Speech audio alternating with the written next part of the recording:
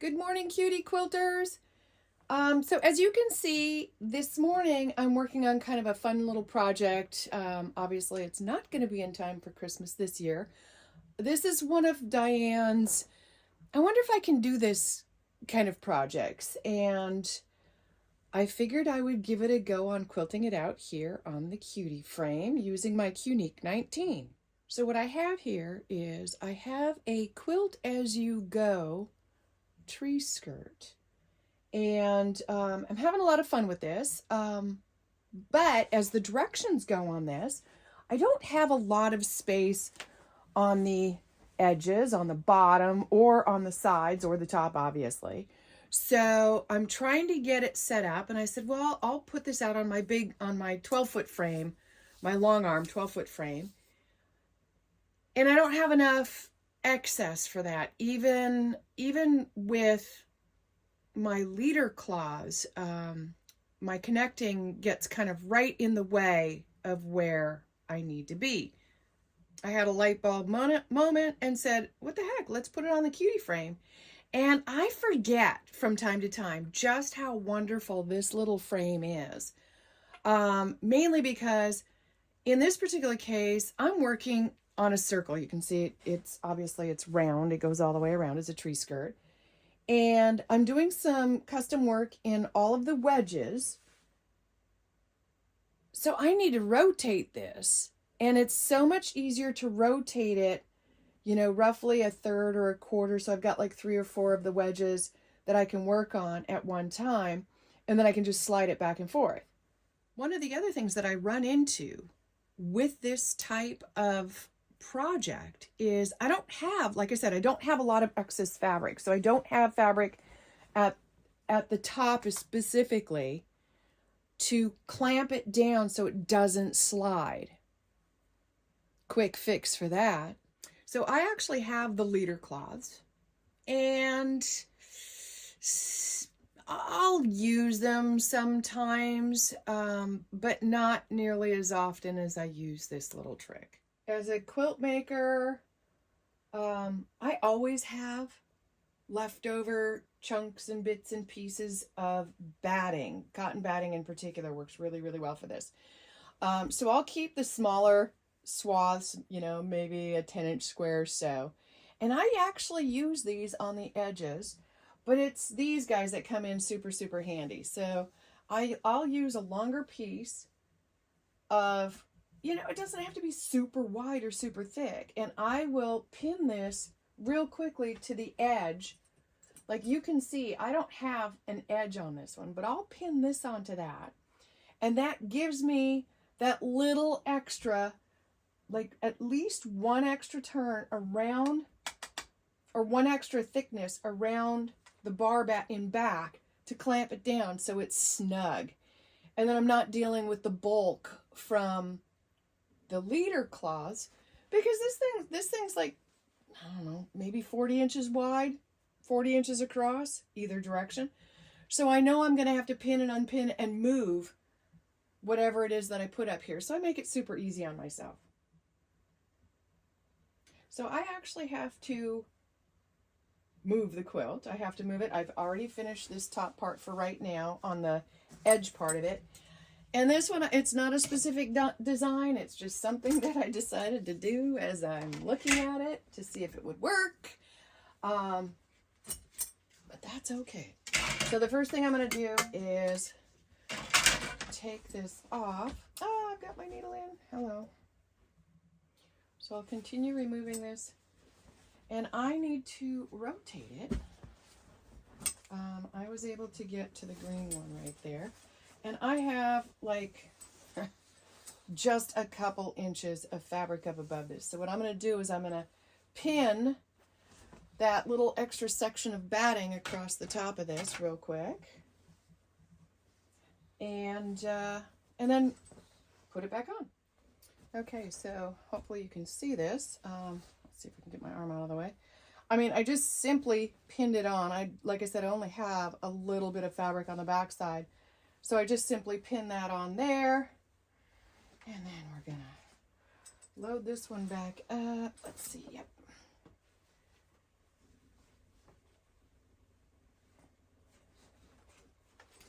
it's kind of multi-faceted because I'm trying to avoid the pins and trying to avoid things getting caught everywhere. There we go. There we go. There we go. So we got this up here now. So I kind of need to get everything in place so I can kind of get an idea of how far back I can go before I hit my back rail. So that looks about good. I'm going to set my clamp real quick just to kind of hold everything in place because it does want to just keep sliding all over. Let's see where I'm at. All right, there we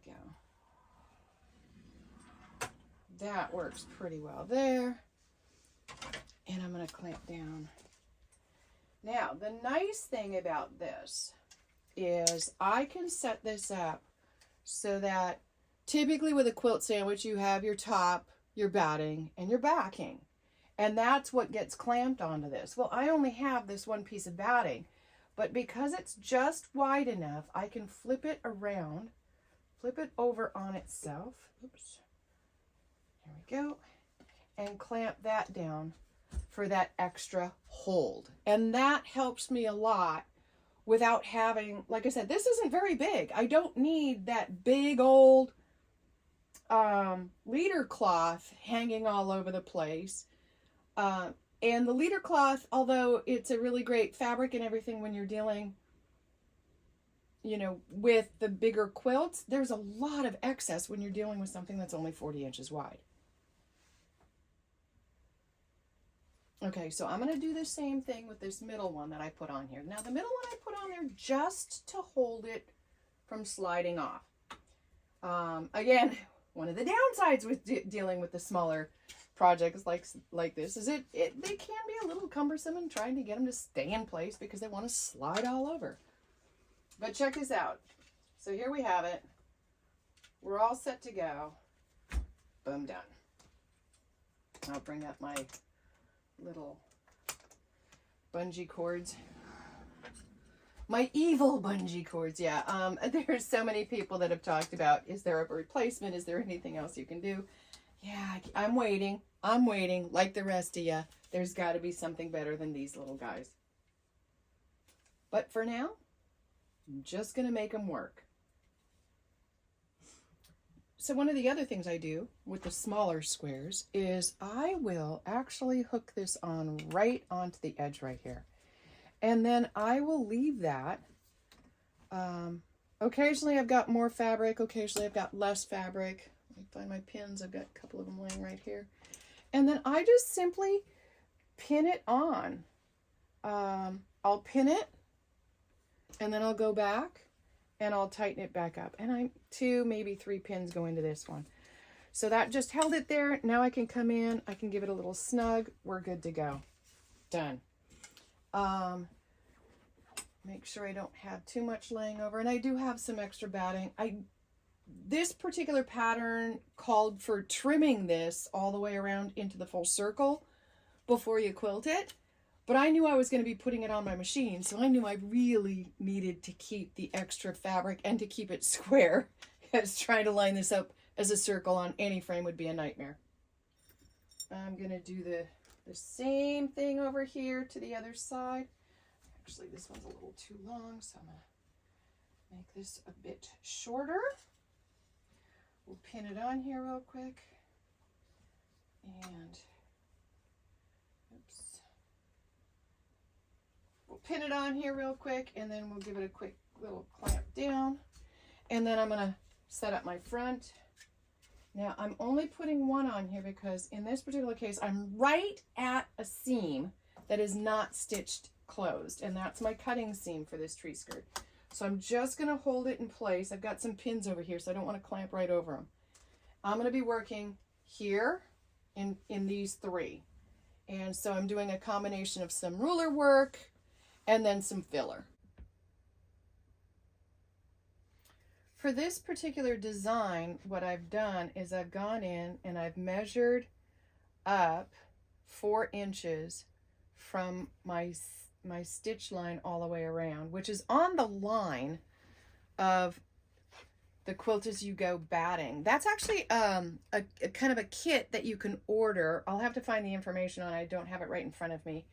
But anyway, so what I need to do is I need to take a few minutes and I need to measure down 4 inches, and that's on both sides, and then mark exactly 3 inches into the center, which gives me the point. I don't know if you can actually see it. There's a little point that comes up. And so we'll get you the details on that in a minute. So I use one of a couple of things because I'm just making really tiny, tiny little dots, as I've got my mechanical pencil that I always have laying around here. And I've just marked a couple of lines across. I'll measure it in between. It's 6 inches in between, and I find the 3 inch and I just make a dot. That is where I am going to be coming up to. So I'm using my 4-in-1 mini ruler from Piece and Quilt, and it's by Natalie Bonner. www.pieceandquilt.com, and I'll put the link down below. And anyway, I love this ruler. I've got both the mini and the regular size one, and I use them all the time. They've got that wonderful straight edge, a couple of different nice curved areas. It just works so well. So I find my start point right at my stitch line, and that's where I want my bottom one to go. And then I got to figure out roughly 1/4 of an inch in, because that's my ruler foot. And if I'm not 100% sure, I will come up and just visually check it out. That is where my ruler needs to stay. So I'm going to get myself started here, and of course I need to move the ruler again. First things first, I am going to pull up my bobbin thread.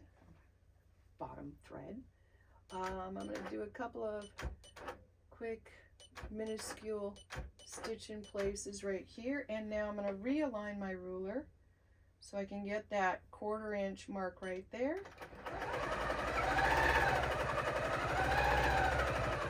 And stop right at that point. I forgot to set it up, but I always want to set my foot to stop in the needle down position so that when I do stop to move my ruler, my machine doesn't move. So I want to make sure that I'm in that particular location. Now I'm going to come back in. I'm going to do the same thing over on this side, ending up back down at that same intersection.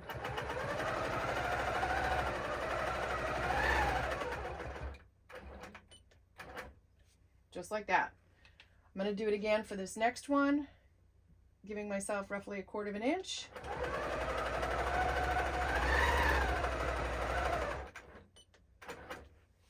And no, my quilt top is not very tight on this. You can see that there's some movement. I could probably snug it up a little bit, but I'm not overly worried about it. I have my ruler base on here, so I've got that nice little platform that helps keep things stable. We're going to continue around right here.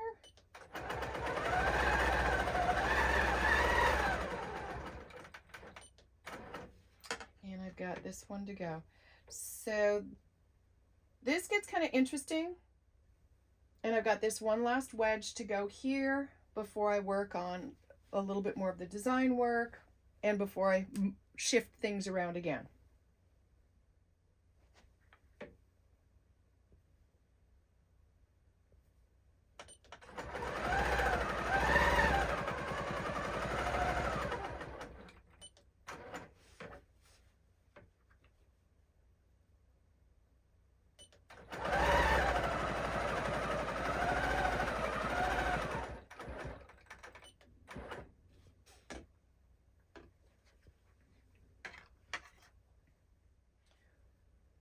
For the next line of quilting on this, it is an echo of that first curve that I've put down, but to the inside. And so in that particular case, I am using a reverse curve ruler, and I don't know if you're going to be able to see this at all. And this one is called Inside Out Mini, also by Natalie Bonner of Piece and Quilt.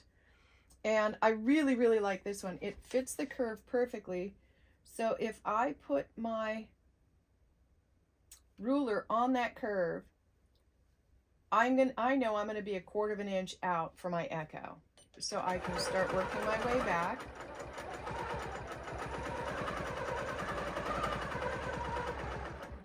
And I kind of guesstimate where I need to be across the top.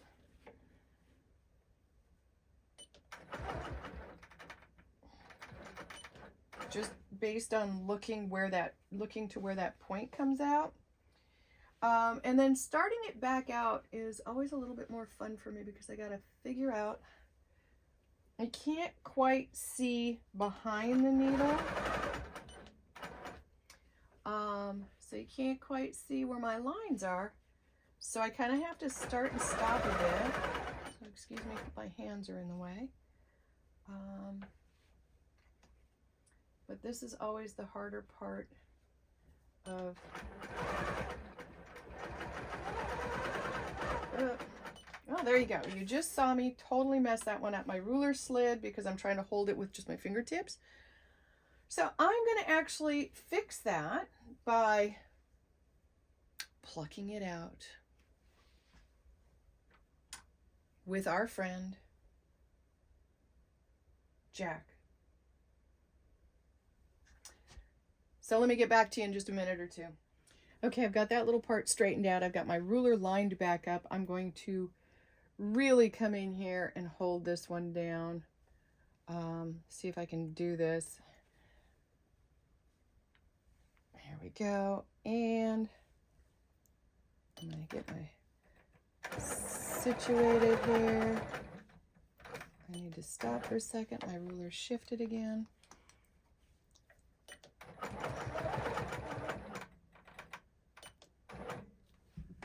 There we go. That's much better. So here's a big thing that I learned, a really, really super huge lesson in long arm quilting or machine quilting like this.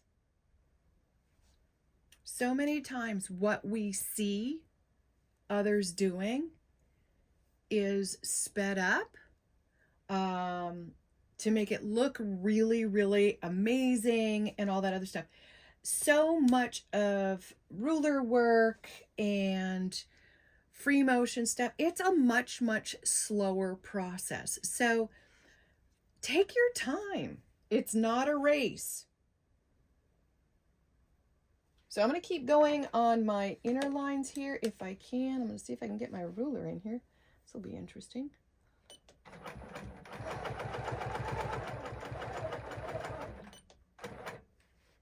Shift my ruler because it's just too tight.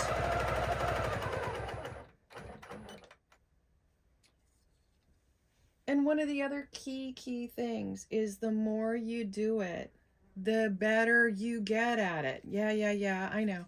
Everybody says practice, practice, practice. It's true. It is so much about muscle memory that, you know, if you don't have the time to actually sit down at your machine to do a specific design, pebbles, for example, or swirls or little teeny things like that, then doodle on paper, because it still makes a huge difference when you get to your machine, whether it be your sit-down sewing machine and you're moving your fabric around, or a long arm, for example, where you're moving the machine around. Muscle memory plays a huge role in doing all this. I got one more quadrant here to put an arch down on. Oops. And my ruler's just, I'm kind of caught on a little bit of a needle. Or excuse me, a little bit of a pin at the top. There we go. And look, when you set your ruler down, sometimes you have to move it. It's not you just placing your ruler and it being perfect every single time, especially when you're dealing with a curve. Curves are never the same, it seems. So just take your time, match it up. Know that the outside edge of your 1/4 inch ruler foot is 1/4 of an inch from the needle. So if you just kind of keep an eye on where that is sitting in reference to your first stitched line, you're going to have 1/4 of an inch out. And so you'll have that really nice little echo. And one more little teeny section to go. I'm going to come across here. And mind you, I am literally just eyeballing the edge of my needle to the tip of that previous corner. So I'm going to get in here. I'm going to line this up because I got to get it started.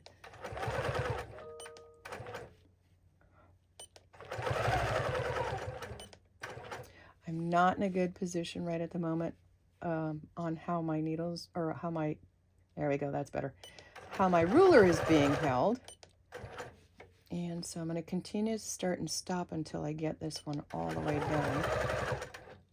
And I pull off of my ruler. You can see right there, I've got a little bit of a bobble. And that happens. And I'm not going to worry about it. So it's a little thicker right there.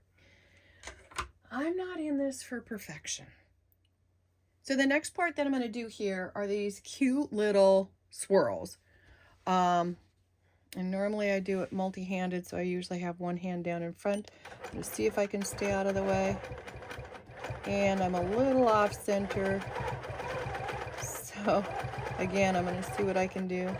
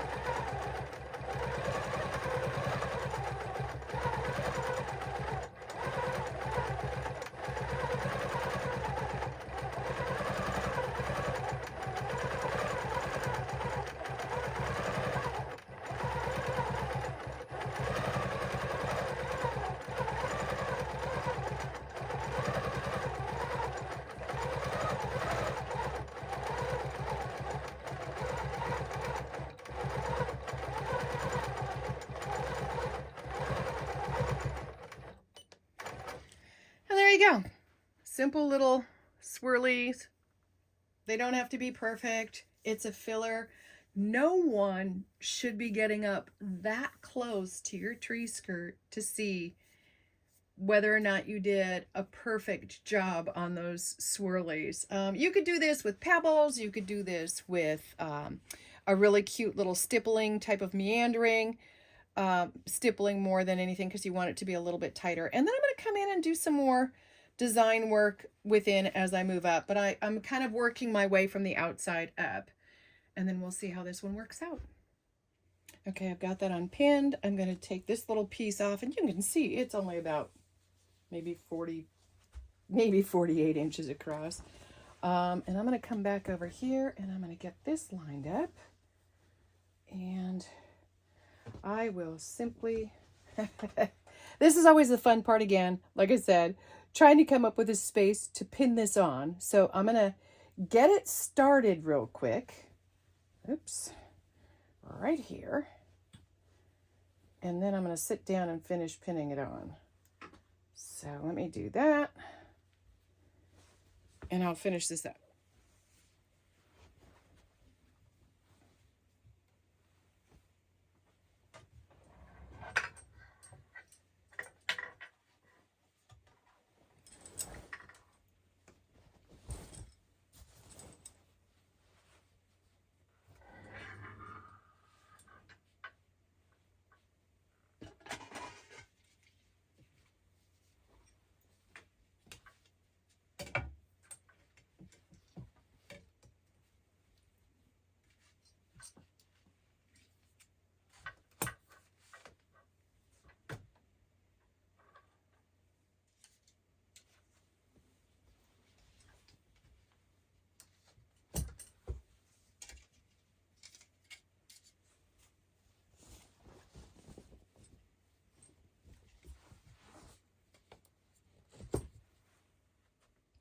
Once I get it clamped to where I can kind of see where I'm at, I want to make sure that I can get up in and around without hitting my side, without hitting the back, and without hitting the front.